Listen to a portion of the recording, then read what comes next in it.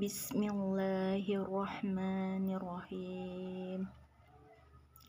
Rabbi a'udzubika min hamazatis syayatin wa a'udzubika Rabbi ayyahdurun. Rabbi zidni ilma.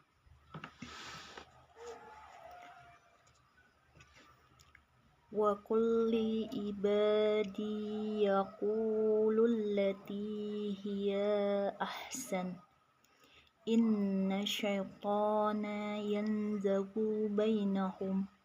Inna syaitana kana lil insani adu'um mubina. Di ayat ini Allah mengatakan wa kulli ibadi. Allah menyuruh mengatakan kepada ibadi, kepada abdi-abdi Allah. Wa kulli ibadi, kata Allah. Dan katakanlah kepada hamba-hambaku, yaqulul lati hiya ahsan. Hendaklah mereka mengucapkan perkataan yang baik atau perkataan yang benar. Mengapa Allah menyuruh kita berkata yang baik dan berkata yang benar? Di ayat selanjutnya Allah mengatakan, inna syaitana yanzaghu bainahum. Sesungguhnya syaitan itu, kata Allah, selalu menimbulkan perselisihan di antara mereka. Nah, jadi peran setan ini itu selalu menimbulkan perselisihan di antara manusia. Nah, jadi Allah memperingatkan kita sebagai manusia untuk berkata yang baik. Karena ketika kita berkata yang tidak baik, berkata yang kasar, berkata yang tidak benar, akan menimbulkan suatu perselisihan, dan itu akan berdampak permusuhan. Nah, permusuhan itu amatlah dibenci di mata Allah, Jadi ketika ada sesuatu permusuhan, ketika terjadi pertengkaran, nah di situ letaknya setan berperan. Setan berperan di situ. Nah, ini sangatlah jelas kata Allah bahwa inna syaitana kana lil insani aduwwam mubina. Nah, sesungguhnya kata Allah syaitan itu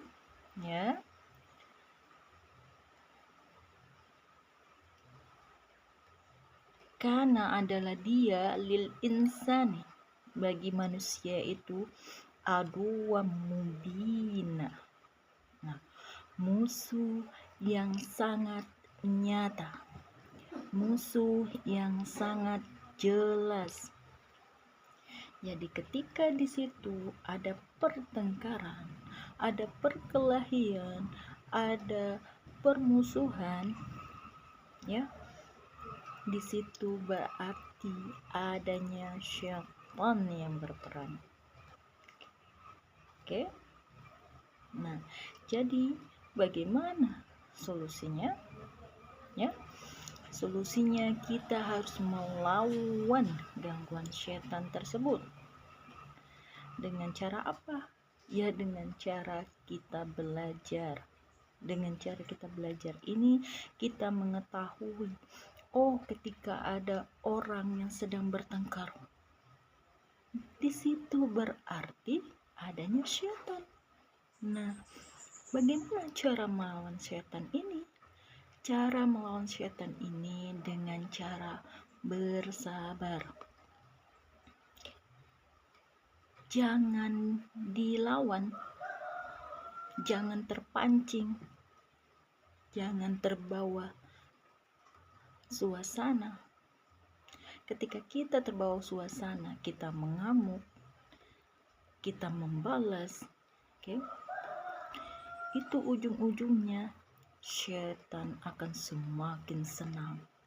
Setan akan semakin bahagia. Karena apa? Karena melihat makhluk Allah, yaitu manusia, yang bisa dia permainkan, yang bisa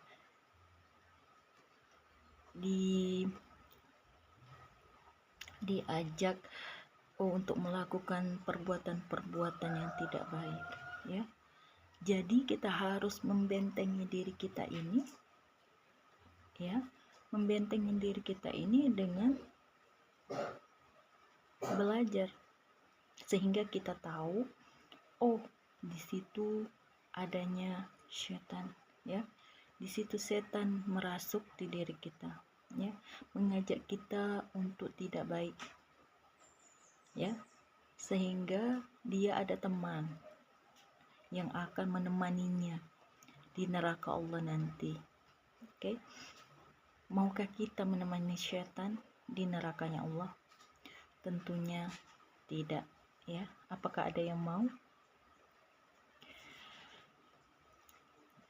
Saya berharap semuanya tidak ada yang mau untuk menemani setan berada di nerakanya Allah. Untuk itu kita harus membentengi diri kita untuk tidak terhasut dengan rayuan-rayuan setan. Dengan cara apa? Dengan cara belajar memahami ayat-ayat Allah, sehingga kita tahu, sehingga kita bisa membentengi diri kita agar tidak terjerumus dengan rayuan-rayuan setan. Kita lanjut di ayat selanjutnya. Rabbukum a'lamu bikum iyasya yarhakum au iyasya yu'azzibkum wa ma arsalnaka 'alaihim wakila. Apa kata Allah? Tuhanmu lebih mengetahui tentang kamu. Jika dia menghendaki, niscaya dia akan memberi rahmat kepadamu, dan jika dia menghendaki, pasti dia akan mengazabmu, dan kami tidaklah mengutusmu untuk menjadi penjaga bagi mereka. Jadi di sini Allah menjelaskan Rabbukum a'lamu bikum, Tuhanmu lebih mengetahui tentang kamu.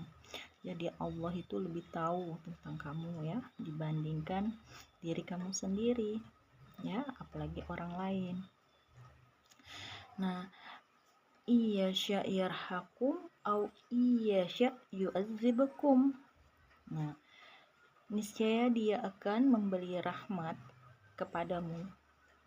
Jika dia menghendaki, dia akan memberi rahmat kepadamu. Dan jika dia Allah menghendaki, pasti dia akan mengazabmu. Jadi tentunya kita merasa takut bukan dengan azab dari Allah. Yang kita harapkan adalah kasih sayang dari Allah, rahmat yang datangnya dari Allah, itu yang kita harapkan. Nah, jadi kita berharap kita mendapatkan rahmat dan kasih sayang dari Allah, dan bukannya mendapatkan azab. Jadi ini peringatan dari Allah bahwa hendaknya kita selalu mengikuti perintah Allah, hendaknya kita selalu ingat kepada Allah, hendaknya kita selalu meyakinkan diri kita bahwa kita akan kembali kepada Allah. Dan di ayat selanjutnya, wa ma arsalnaka 'alaihim wakilah, dan kami tidaklah mengutusmu untuk menjadi penjaga bagi mereka. Nah, jadi tugas Nabi hanyalah menyampaikan menyampaikan ayat-ayat Allah dan bukan menjadi penjaga bagi diri kita. Jadi ketika kita mengikuti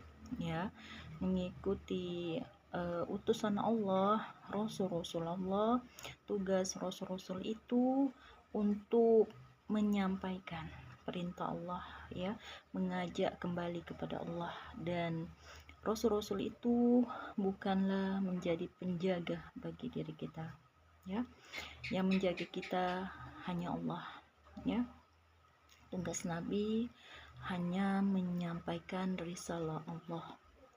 Nah, sekarang dengan kita sudah mengetahui ilmunya bahwa peran syaitan ini adalah membuat perselisihan di antara manusia. Peran syaitan ini menimbulkan permusuhan di antara manusia. Untuk itu hati kita berusaha dijaga. Hati kita dijaga jangan sampai syaitan masuk ke dalam hati kita sehingga akan menimbulkan perbuatan-perbuatan yang tidak baik di diri kita. Oke? Mungkin ini saja yang bisa saya sampaikan. Mudah-mudahan bermanfaat dan juga bisa menambah ilmu. Wabillahi taufiq wal hidayah. Wassalamualaikum warahmatullahi wabarakatuh.